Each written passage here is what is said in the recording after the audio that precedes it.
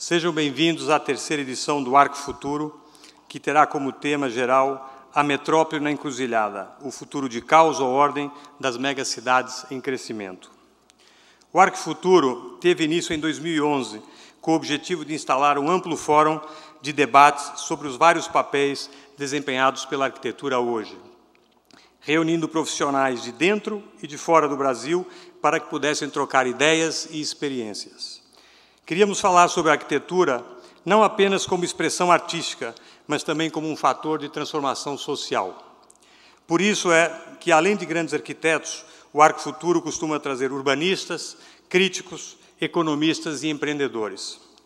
Este ano, o Arq.Futuro estendeu seu olhar para a organização das metrópoles. Como as cidades em contínuo e vertiginoso crescimento estão resolvendo seus problemas hoje e como estão se preparando para os desafios do futuro. Como enfrentar as questões relativas a transporte, construção de espaços públicos, adensamento urbano e habitação popular. Esperamos que as discussões que agora se iniciam possam, se não oferecer soluções, apontar possibilidades e caminhos. Quero agradecer aos patrocinadores que tornaram esse evento possível. São eles: Banco Santander, Unir, Iguatemi São Paulo, Futuro, Sabesp e Secretaria da Cultura do Governo do Estado de São Paulo. Agradecemos ainda o apoio institucional da DECA, a parceria das revistas Piauí e L'Arq.Futuro aujourd'hui e o apoio da ITEL Interiores. Este evento é uma realização do Governo Federal, Ministério da Cultura e bem mais Branded Content. Alguns avisos aqui para vocês, que é, primeiro, que não se esqueçam de colocar na urna que se encontra na entrada nome, e-mail e telefone para que possamos mandar o certificado digital de participação no Arq.Futuro 2012. E, por último, e não menos importante, por favor, deixem os seus celulares desligados ou no modo VibraCall e sejam pontuais na volta dos intervalos. Bom, hoje nós vamos falar sobre tecnologia e o futuro das cidades. E, para iniciar, vamos ouvir Carlo Ratti, depois Tadeusz Pawlowski, e, na sequência, teremos um bate-papo com os dois, mediado por Philip Young e Karen Stein. A conversa será aberta para perguntas da plateia e vocês poderão escrevê-las e encaminhá-las às nossas recepcionistas. Bom, vou então chamar ao palco ele que é arquiteto e engenheiro italiano, formado pela Universidade Politecnico de Torino, na Itália, e pela École Nationale des Ponts et Chaussées, na França. Concluiu mestrado e doutorado na Universidade de Cambridge, no Reino Unido.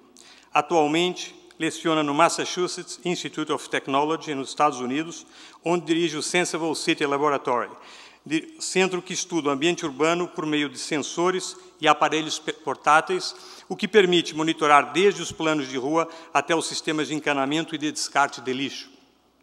Várias vezes premiado, ele já exibiu suas obras na Bienal de Veneza, no Design Museum de Barcelona, no Science Museum de Londres, no GAFTA em São Francisco e no Museu de Arte Moderna de Nova York.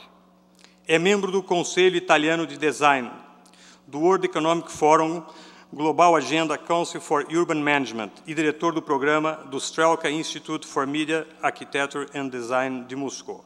Com vocês, Carlo Ratti.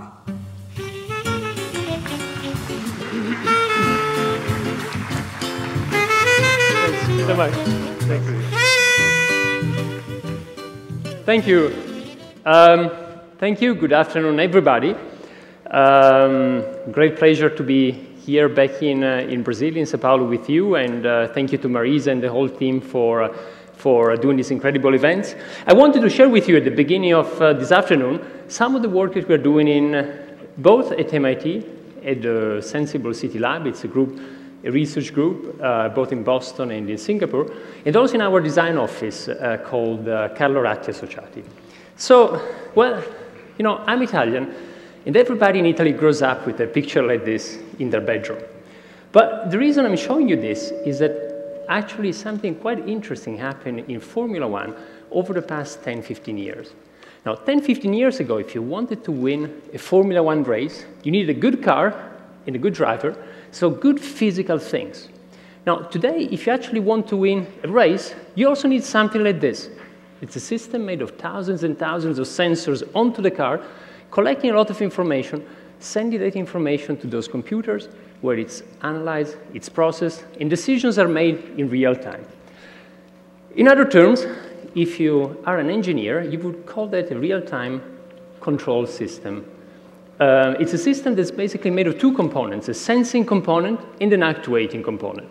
Sensing and actuating is really the basis of every dynamic system. If you want, it's the basis of every living system. You know, when we meet each other, we sense each other, we collect information about each other, we shake hands, look at each other, and then we respond to that. So sensing and actuating.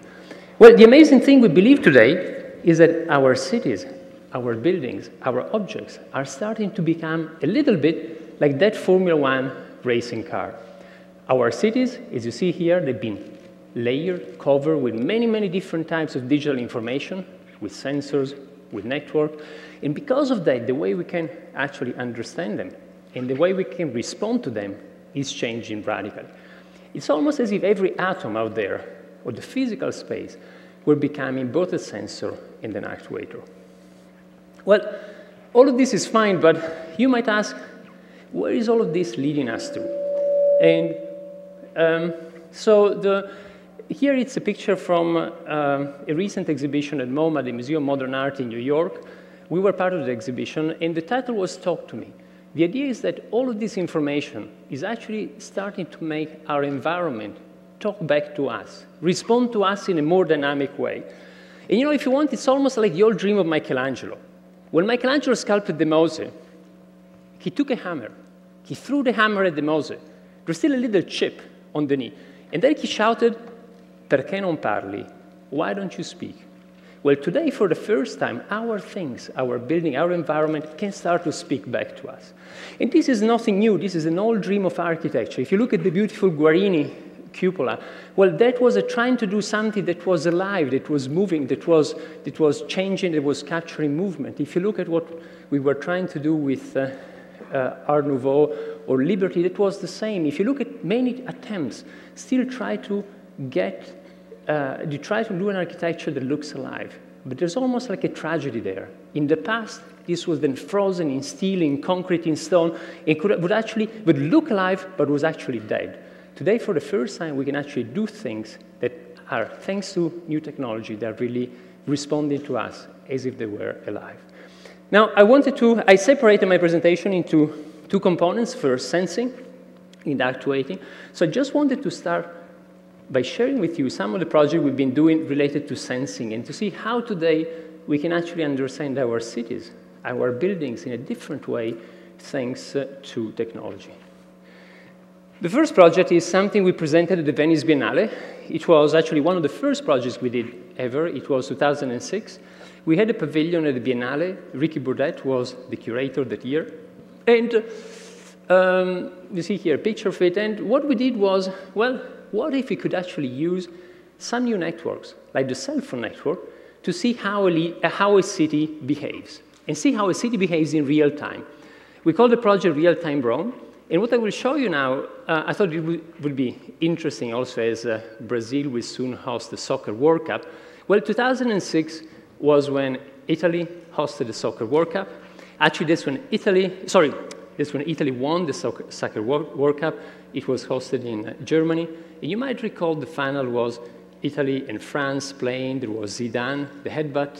And then in the end, Italy won. So look at what happened in the city of Rome just by looking at data from the cell phone network collected in real time. You see the city, the Colosseum, the river. That's before the match. It's a normal day in Rome, people moving here and there, making calls. It's early afternoon. Then the match begins, silence. Nobody talks anymore. France scores, Italy scores. Half-time, people make a quick call. And then you got the second time, first overtime, second overtime. Zidane, the headbutt, Italy wins. And then that night, everybody goes to celebrate here, so you see a big peak. And then, the following morning, again, people go to meet the Prime Minister, Prodi at the time, and the winning team. Then everybody goes down here into a place called Circo Massimo, where since Roman times, people actually have big celebrations and go there. So that was just a way to see, we couldn't have done this just a few years before, when this data from the cell phone network was not available. Another example of how today we can collect a lot of information from our cities and our systems. In this case, we started with this computer. Now, if you look at this computer, you know everything about it. Every chip in it is actually traceable. You can see on the planet where it was produced, how it moved, how it became that computer. However, a few years from now, when you throw away that computer, you know very little about it. And sometimes, actually, that computer will end up like this, where it shouldn't. From Europe, it goes often to Africa, illegally, from the United States, sometimes to Asia. So we said, well, what if we could actually develop a little chip? We had to design it too. There was nothing at the beginning of the shelf we could do. We worked with Qualcomm, a big chip manufacturer. What if we could have a little chip they could actually put on waste and started to see what happened to waste when we throw it away. That's the first deployment we did. 3,000 pieces of waste, 500 people in Seattle.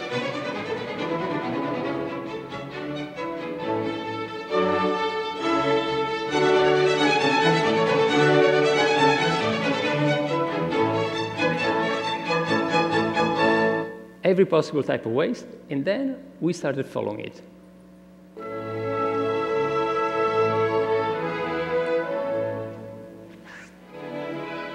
So you see the day of deployment in Seattle. You can see the main landfills next to Seattle. But then a big surprise, how far actually things started to travel. There's something that even waste management, one of the partners on the project we were working with, one of the largest waste management companies in the world, actually didn't expect. Everybody knows a small piece of the chain, but this was the first time that the whole chain was actually being traced. And sometimes you see, look at some crazy traces, like all the way to Chicago and down to Baja California, still moving after 2 months.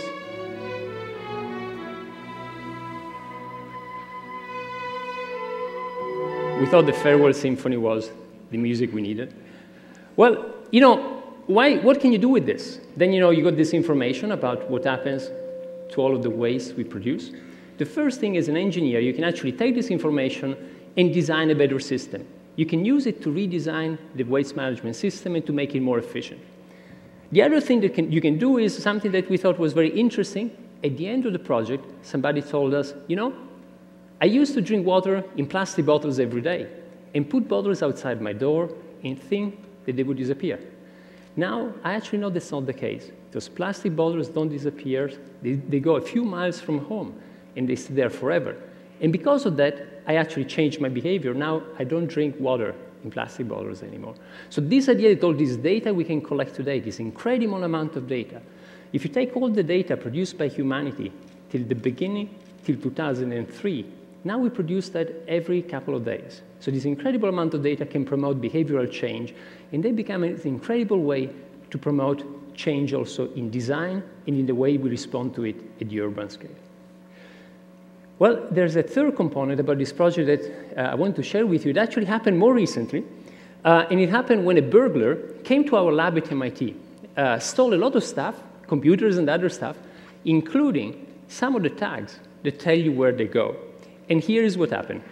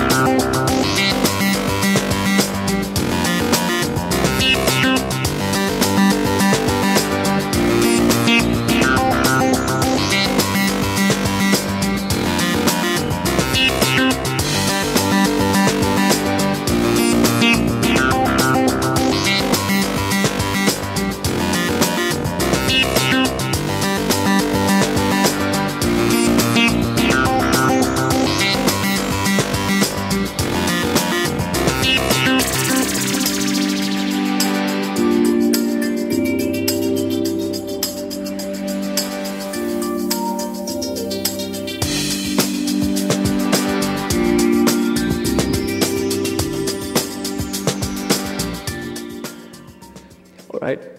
All right, so these are some examples of how today we can sense things in a different way, at the urban scale, at the global scale. You know, another type of information that's becoming very, very interesting is actually what we call crowd sensing. It's information that we all produce. It's all of that amount of data that we do when we go on Facebook, when we take a picture and upload it online and so on. And that actually can become a very interesting way to describe what goes on in our cities and in our space. Now, in this case, at the lab, we were one of the first group actually to look at Flickr pictures. You know, many of us take pictures and they go onto databases like Flickr and see what we can get out of that. Now, for instance, if you look at this, we were working here with the city of Florence. You can see how people take pictures and move in Tuscany, in the key places in Tuscany where they take pictures, and then you can zoom into Florence, and you can see the key places, and then you can zoom it all the way down to the Duomo, one of the key touristy places in the city. Now, if then you are a bit more sophisticated, what you can do is actually look on each picture at the timestamp. Every digital picture has, in the header, a little thing that tells you at what time it was taken. And if you do that, then you can have like traces that tell you how people have been moving over space. So now I got a question for you. Here you can see Americans and Italians moving in Tuscany. So where are the Americans? To the left or to the right? If you think they're to the left, raise your hand. You need to make a choice. So to the left, Americans to the left. See a few hands. More. Americans to the right. Okay, not everybody made a choice, but the first one, actually, you were the winners. You are the winners. Americans there are to the left. If you're American, you go to Italy, say, once in a lifetime, once every 10 years. And then you will go to the main places in the city, in the country. You will go to Genoa, to Pisa, to Florence, to the main cities. But if you are Italian, you've been there many times, and you will go and try to find little places. Look at how different it is the way Italians move. Look at this little island called Isola d'Elba, Island of Elba. So no Americans, but actually a lot of Italians who go there and spend time on the island. So then, you know, you can look at the same thing and expand it. This is something that actually our students were very excited about, is using this data to see the best way for partying in Barcelona.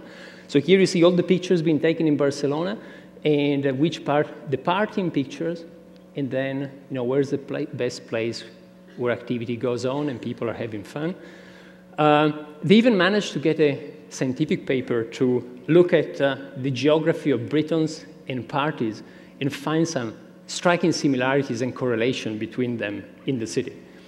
And then, you know, you can also look at all of Spain and look at, actually, in this case, one of the key issues. It's about drought. During the summer, it's very dry. And then you got a lot of fires because of that. And today, the way you monitor drought is actually using sensors spread across the place. But what about if you could actually monitor it using all these pictures, how they change color, how they're more green at the beginning of the year, and that changes month by month till the summer. And you can use it almost like by borrowing all of the eyes we have in order to understand what is going on across Spain.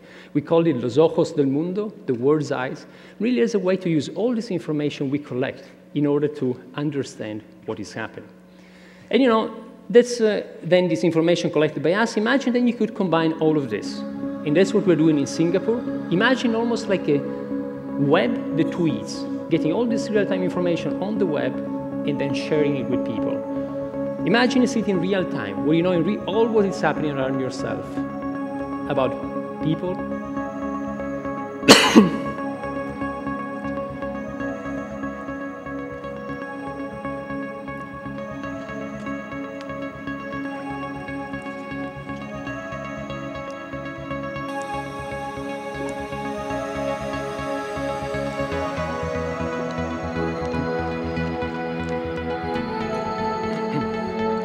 Here it's how the city behaves in a different way when you got the Formula One Grand Prix. Even simple things like, you know, rain, it rains in patches in Singapore, and where it rains and where the taxis are. And by combining that, you can actually provide a good service both to citizens and taxi drivers. How the city expands and shrinks based on traffic. So there's more traffic, and you know, it's almost like the city is becoming bigger. You can do the same in Sao Paulo during rush hours. And then all of the global flows of people and containers going into the city and going out of the city.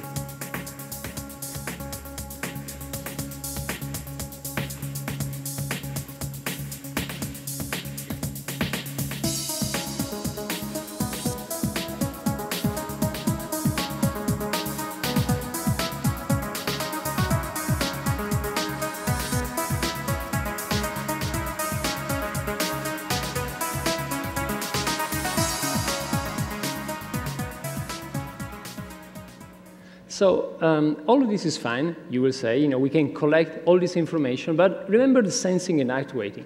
You know, in the end, the goal is not just sensing. It's not understanding better what happens out there in our cities, in our buildings. The goal is actually, like in Formula One, is about winning the race. The goal is about actuation. It's how we respond to all of that. And so here I want to share with you a few projects about this component, which is the one that then leads naturally into architecture. And I will start from the smaller scale and then go to the bigger one. The smaller scale is when you got this information, as we saw before, one easy way to actuate is really just by sharing it. And by sharing the information, we can promote behavioral change, which is then a way to change the way things are done. So in this project, for instance, done with SNCF, the French railway company, what you see here, you see the city of Paris and the size of the city of Paris if you have a travel time. So how big the city is if you travel by bicycle, by metro, or by car. But imagine, for instance, you had not a time budget, but you had a CO2 budget. And then that's how it looks. It's exactly the opposite. Imagine tomorrow you had just a certain budget of CO2 you could use, and that's how the city is if you go by bicycle, by metro, or by car. So the thing that SNCF got very interested in is there any way we can quantify this information and give it to people, just in a very simple way, to promote behavioral change?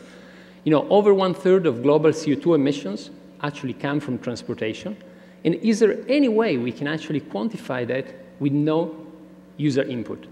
Today, actually, if you want, you can go to a website where you say, today I've gone 1 mile by foot, by bike, by car, by horse, and then they tell you how much CO2 you have emitted.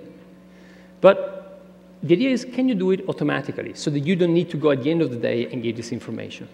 Now, the interesting thing is that each of us in our pockets has a lot of sensors. We've got GPS, accelerometer, microphone, other type of sensors inside our pockets. And so the idea is, look at, for instance, how your cell phone sees you when you're moving. So if you're moving on a bus, that's your cell phone and the accelerometer in the cell phone when you're moving in the bus, when you're walking, all the frequencies when you're biking, we're in the metro. If you were horseback riding, you could see trotting or galloping. So the idea is, with this, then you can see your mode of transportation automatically, and then you can get it at the end of the day. So that's an app that will be public soon. And the idea is, at the end of the day, you can get how many miles you've done, where you have been, how many calories you burn, but also, how much CO2 you have emitted during the day. And if you want, you can then use it to promote behavioral change. A little bit like we said with the trash track, how that information promoted, in some cases, behavioral change, how this, given to all of us, can do the same.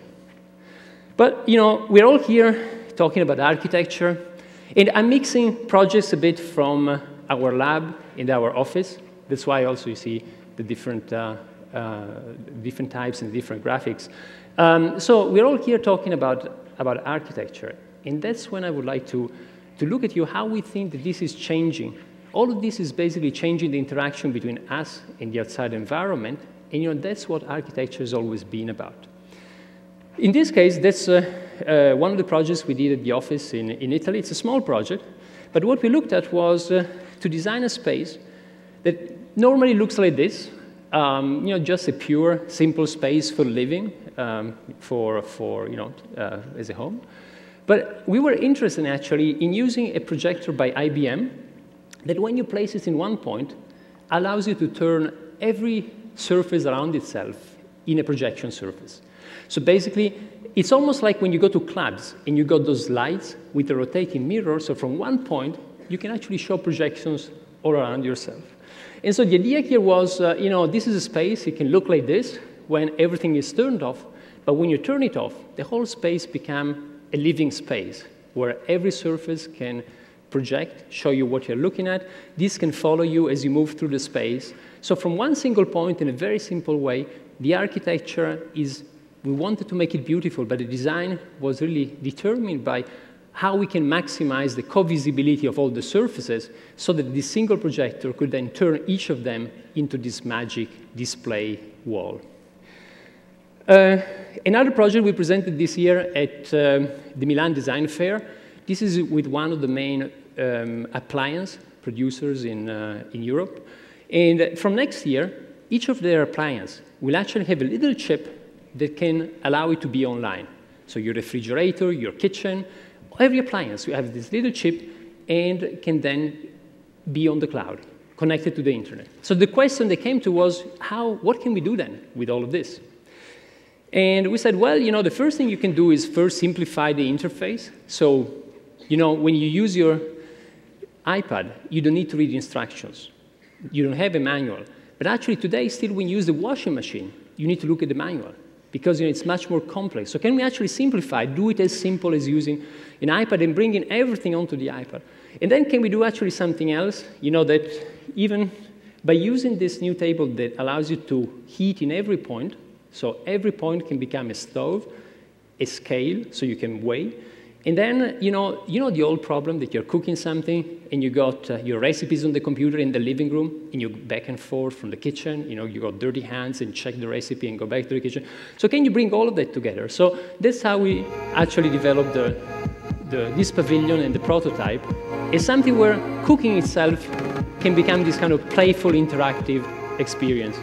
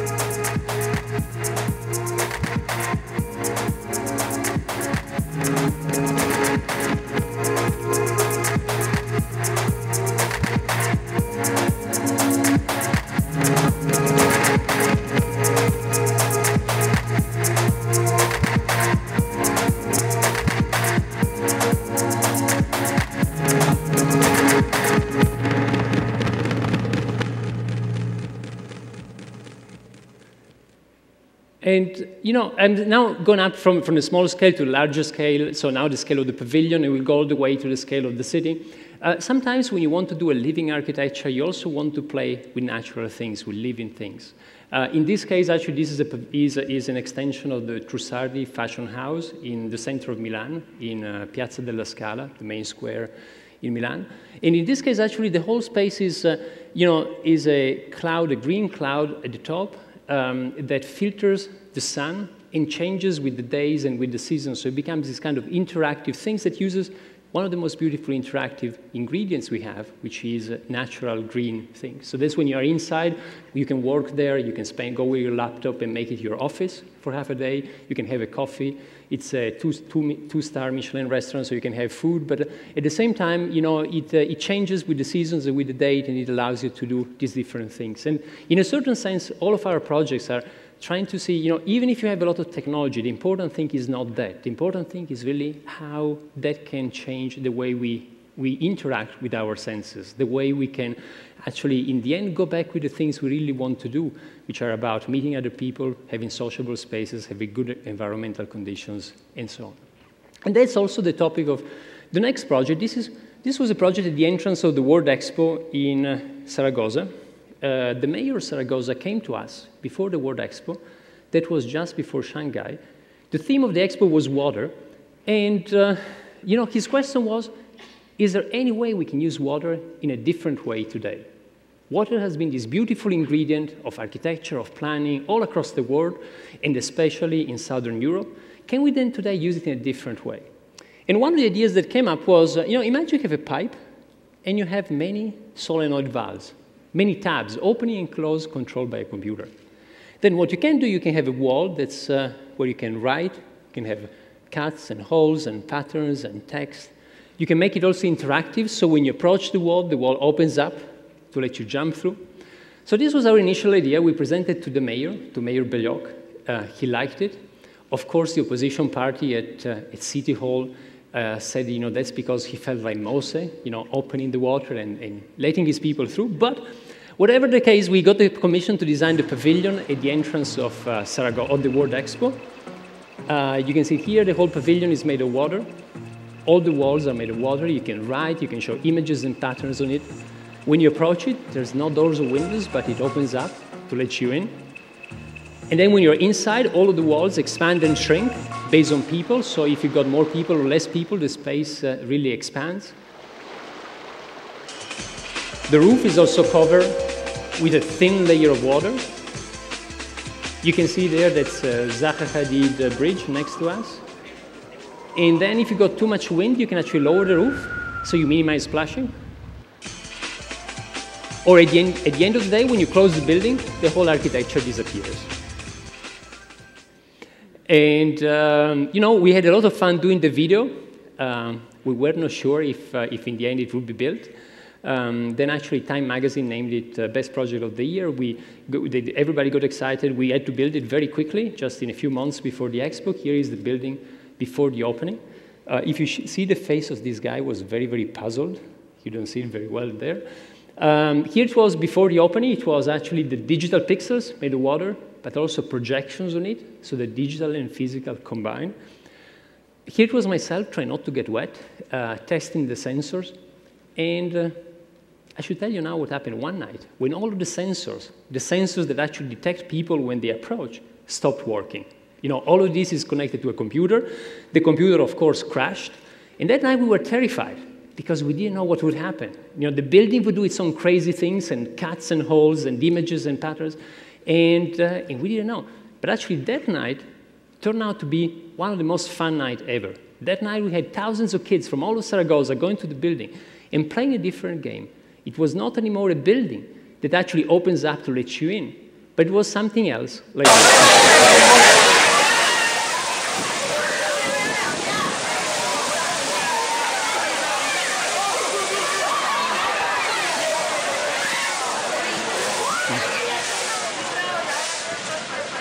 And for us that was important, because as architects, as engineers, we always think we know how people will use our things, how people will play with it, with the things we design. But then reality, especially when you deal with an architecture becomes more and more interactive, is always a surprise. In this case, a good surprise. Now, going back to the larger scale, I wanted to share with you, we're involved in several city projects, both in Russia, in the Middle East, and in Latin America. This is a project we're doing in Mexico. It was presented by President Calderon at the World Economic Forum in Davos this year, and now we're working on the second phase. It's called CCD, Ciudad Creativa Digital, Digital Creative City. And actually, we were involved initially in selecting the place, and we didn't want to select a greenfield site. There were many of them. But actually, the crucial thing is how we can reconvert existing sites. In this case, a big site in the center of Guadalajara, and how this can really become a kind of place, a center for creative people to go there and work. You see, maybe if you had the volume a bit. Fabric and connections to achieve a new social and environmental sustainability. Its courtyards of unparalleled beauty, as in the Hospicio Cabañas, a UNESCO World Heritage Site, become the design theme of the new city, integrating living, working, and leisure in a human-scaled urban environment. While taller elements enable the density of a sustainable 21st century development, the park is the backdrop to Ciudad Creativa Digital, a place where social interaction and culture nurture talent, innovation, and creativity.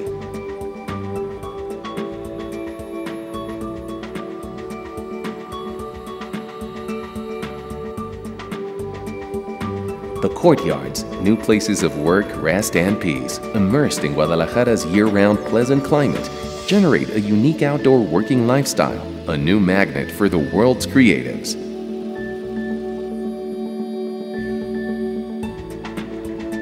The highly responsive urban fabric, effectively a living lab for digital technology platforms, fosters the growth of future media industries.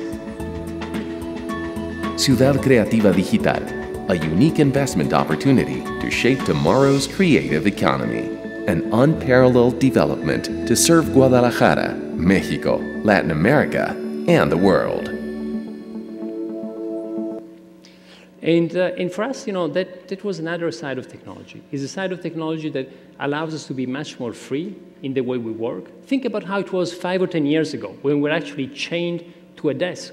We had to be fixed in one place if we wanted actually to work in our offices. But how today we can be much more flexible, much more mobile, and how that actually, in this case, allows us to reuse the courtyards, those beautiful courtyards that are a UNESCO World Heritage Site, like in the Hospicio Cabañas, the same courtyards, they can be reinterpreted in a modern way, and they can become a way to work outdoors and indoor. Can we think about just a fully flexible outdoor-indoor working environment that actually will be much more pleasant, and it wasn't possible a few years ago because of the constraint we had with being, as I said, chained to an Ethernet cable, but we can do today, which the increased flexibility we have with our laptop and our computers. And here you can see also we invited some of the people we thought, some of the leading digital architects worldwide to imagine how these courtyards could be. That's Jürgen Meyer from Germany, that's Mei Jing-Yoon from the United States. This was one of the images we also created. But it's how this can be something that reflects almost like a paradox of technology, that when technology is everywhere, you can finally forget about it, and you can go back to the things we really care as humans.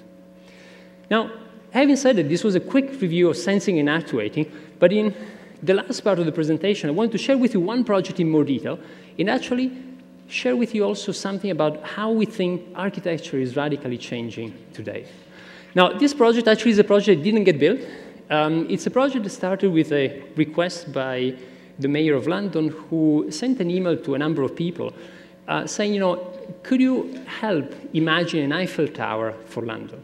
And some of them were more traditional architects and artists, like Foster or Anish Kapoor. I was also one of the people who got this email, and so here's what we developed. It's called The Cloud. First of all, we put together a big team. We think that today, really, the way we can tackle today's major challenges is if we come together from many disciplines, from many different points of view. It's not anymore the idea of the architect as a solitary designer. It's really a much more collaborative way. So here you see the team of people that included like Umberto Eco, the writer, who helped us with the vision at the beginning. People like very good engineers like Arq in different continents. Jörg Schley, one of the key people who's been developing lightweight structures in Germany over the past 40, 50 years. And then, we started with the British obsession with weather. When two Englishmen meet, they first talk about weather. Samuel Johnson in 1758. This is obsession that you see in the beautiful Constable or Turner paintings. And, then we started thinking, what you do is somebody says, could you design an Eiffel Tower for my city? So we looked at monuments from the past. And the first thing you see is this kind of human obsession with height and lightness. If you wanted to go high 3,000 years ago, you could actually do a pyramid. If you wanted to do it 120 years ago, you could do an Eiffel Tower. But what could we do today that's as light as air itself? And then the other thing, if you look at monuments from the past, the one that really lasted, the one that we'll still think about, are the ones that capture the zeitgeist, the spirit of the time. So if you look at this, if you look at to the left, it's the Crystal Palace. It's usually considered one of the first modern buildings. It's glass and steel. And that was for the first Expo, 1851, Paxton in London. Really it captured the spirit of that time. If you look at the other building, that's what we think about when we think about Beijing Olympics. It's the stadium, the Nest. And, it's a beautiful building. But we also thought it was slightly inward-looking. So is there anything else that could be done thinking about the Olympics? It could be not inward-looking, but actually outward-looking. It could be not top-down, but bottom-up. And that's how we developed the idea of the cloud. So basically putting people in the center stage, both physically, but also making them feel like everyday Olympians. So, the experience today, we can actually do it. We got materials to do it, new type of membranes. ETFE has been used for a few decades, as you see here in the Water Cube or the Eden project. And the idea of the cloud is, imagine you have 3 kind of pins into the sky, and then you got all the spheres at the top. You can go up. You got like a big ramp. It's almost like a new mountaintop. You can move inside the cloud and then come down. And actually, as you come down, the energy you accumulated by going up is then recovered by the system and used to power the cloud. So actually, the cloud is powered by all the people. And here's when you approach it, and then here's when all of the city opens up, and you're going up to the cloud. Here's when you are on the ramp, moving towards the spheres. Here's when you are inside, at the top. And then inside, you got many different types of spaces, inside the spheres, outside the spheres, a kind of new type of observation deck where you can look at what's around yourself, immersed both in the elements and also in digital information, as I will share in a moment. Now, all of the technical things, very briefly, but here it's very important. Again, this was really teamwork with different disciplines coming together. From a structural point of view, you don't have a problem with foundations. You got then the supports and the spheres. Well, the supports, Schleich did something like this beautiful tower in Germany.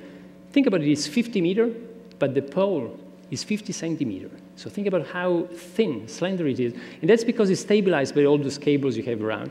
So the idea, this could be almost like needles into the sky. And then you got the spheres, some of them a bit more heavy because they need to take compression, but some of them lighter because they just work in tension, like these. And some of them almost freely floating, just with hot air to make this fuzzy boundary of the cloud.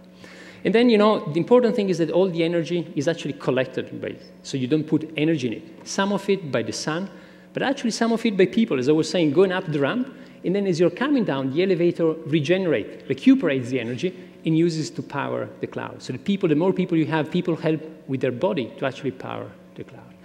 And another point was, you know, we didn't want this to be like a symbol of a corporate symbol. Actually, today we can do something different. You know, what we've seen over the past 2 or 3 years is that actually there's a different way of doing things together. We've seen first with the Obama election 4 years ago how people came together and actually with small donation helped to elect a president. We've seen the incredible change that was promoted in the Arab Spring by actually people coming together and radically changing their governance. We've seen a lot of this in the Occupy movement in New York, in London, or across the world. Now, how can we turn that into something positive, something that helps people to build something together? Almost imagine, you know, take property or take possession of some of the cloud and all together create a symbol of global ownership, like in this case. And, you know, in the same way as a cloud, a real cloud is a cloud made of particles, and those particles are water. We wanted our cloud to be full of pixels, so that it can become a display. It can tell you what time it is in London just by changing color. It can use real-time information from all of the city to tell you what's going on, from all of the UK, all of Europe, but all over the world. And this display of information, the incredible thing would be when you move inside it, when you got all these pixels changing around yourself and you are inside the cloud. So this is how you know, the impression when you got all of these displays around yourself, and from the outside, then it becomes a way to share the main Olympic moments with the city, with everybody that's looking at it, and, you know, to share the main celebration in a collective way. So both a kind of a physical symbol up there into the sky, a digital symbol, maybe a new type of Olympic torch that finally doesn't need to use gas, but just uses the energy of the sun in order to show the torch to the planet, a kind of new monument for the night, a new symbol for the night. But even more importantly, a new type of experience for everybody who goes on the top of it. So this was our project. It didn't get built. We met several times with the minister and the mayor. It didn't get built for the Olympics, but we're still hoping to do it elsewhere. But I wanted to share it with you because of the way, in more detail, as a way of how today we can design things in a more collaborative way. And we think that's the beginning of a big change in architecture. We've seen it every day at MIT in the office. And I wanted to start with an example. Now, if you look at this, this is how we used to think about knowledge till a few years ago. It's about knowledge where everything could fit in the right spot. It's almost like the whole idea of St. Thomas. When he wrote the Summa, he tried to actually systematize everything and put everything and tick every box. Well, we know that's not the case anymore. We know that today knowledge looks more like this. There's a beautiful map that was on the cover of Science magazine. It actually was built by taking 800,000 scientific papers and look at all the links between those papers. And what you see these beautiful fields that emerge that, you know, that connect, say, brain research with mathematics or social sciences or computer science. So you see something that's much more similar to the internet, if you want, where everything is connected with everything else.